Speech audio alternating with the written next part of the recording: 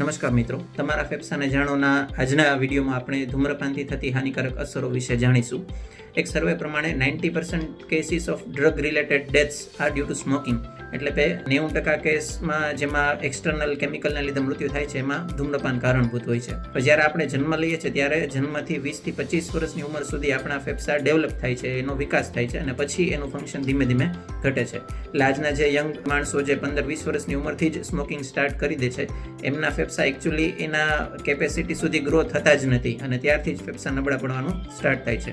ફેફસા ઉપર થતી આડઅસરોનું આપણે જોઈએ તો શ્વાસ નળીમાં સોજો એટલે કે બ્રોન્કાઇટિસ થાય છે. બીજું, ધૂમ્રપાનથી ફેફસા નબળા પડે છે એટલે કે એક COPD એટલે કે ક્રોનિક ઓબ્સ્ટ્રક્ટિવ પલ્મોનરી ડિઝીઝ નામનો ભયાનક રોગ થાય છે.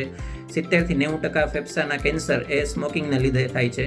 આ સિવાય મોઢું, જીભ, લિપ્સ છે, અન્નળી છે, ગળું, આ બધાના કેન્સર સ્મોકિંગને લીધે થઈ શકે છે. આ સિવાય સ્મોકિંગથી રક્તવાહિનીઓ જાડી થતી જાય છે, એને લીધે હૃદય રોગ, પેરાલિસિસની અસર થઈ શકે છે, ગેંગ્રીન થાય છે. ઘણા બધા આડઅસરો સ્મોકિંગથી થાય છે. આંખમાં, દાંતમાં નુકસાન થાય છે, માનસિક રોગો થાય છે, નપુંસકતા થાય છે. એટલે સ્મોકિંગથી થતી આડઅસરોનું લિસ્ટ તો ઘણું મોટું છે. તો આજના દિવસે હું એટલી જ આપને વિનંતી કરીશ, તમે જો કોઈ પણ તમારા આસપાસના માણસોમાંથી એકને જો તમે ધૂમ્રપાન મુકાવી શકો તો મારો આજનો આ વિડીયો સાર્થક થશે. Thank you.